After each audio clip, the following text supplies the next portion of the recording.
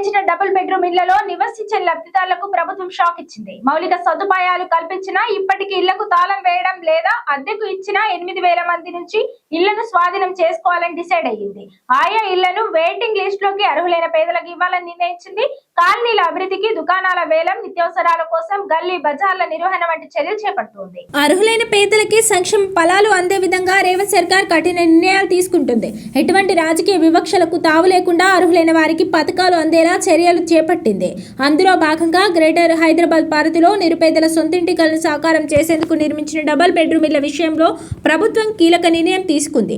ఇల్లు మంజూరైనప్పటికీ వాటిలో నివసించకుండా ఖాళీగా వదిలేసిన లబ్ధిదారుల నుంచి ఆ ఇళ్లను వెనక్కి తీసుకోవాలని ప్రభుత్వం డిసైడ్ అయ్యింది. రెవెన్యూ, గృహ నిర్మాణ శాఖ మంత్రి పొంగులేటి శ్రీనివాసరెడ్డి ఆదేశాల మేరకు హైదరాబాద్, రంగారెడ్డి, మేడ్చల్ జిల్లాల కలెక్టర్లు అలాంటి ఇళ్లపై స్పెషల్ ఫోకస్ పెట్టారు.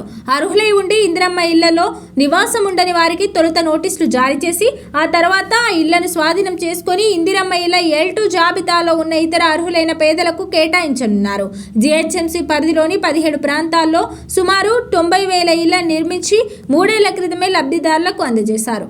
అయితే నగర శివారు ప్రాంతాల్లో ఉండడం, సరైన మౌలిక సదుపాయాలు లేకపోవడంతో దాదాపు 40% మంది లబ్ధిదారులు ఈ ఇళ్లలో ప్రస్తుతం నివాసం ఉండడం లేదు. గత 2 ఏళ్లుగా ప్రభుత్వం కోట్ల రూపాయల వ్యయంతో విద్యుత్, సాగునీరు, అనుసంధాన రహదారుల వంటి సౌకర్యాలను కల్పించినప్పటికీ ఇంకా 8,000 మంది లబ్ధిదారులు తమ ఇళ్లకు తాళం వేసి ఉంచినట్లు గుర్తించారు. అర్హులైన వేలాది మంది పేదలు ఇళ్ల కోసం ఎదురుచూస్తుంటే కేటాయించిన ఇళ్లను నిరుపయోగంగా ఉంచడం సరికాదని ప్రభుత్వం భావిస్తోంది. ఈ నెలాఖరులోపు ఖాళీగా ఉన్న లేదా అద్దెకు ఇచ్చిన ఇళ్ల స్వాధీన ప్రక్రియను పూర్తి చేసి కొత్త లబ్ధిదారులకు పట్టాలు పంపిణీ చేయాలని అధికారులు లక్ష్యంగా పెట్టుకున్నారు. ఆయా కాలనీలను నివాసయోగ్యంగా మార్చేందుకు ప్రభుత్వం యుద్ధ ప్రాతిపదికన చర్యలు చేపడుతోంది. విద్యుత్ దీపాలు, తాగునీటి నల్లాలు బిగించే పనులను పగలు, రాత్రి తేడా లేకుండా పూర్తి చేస్తున్నారు.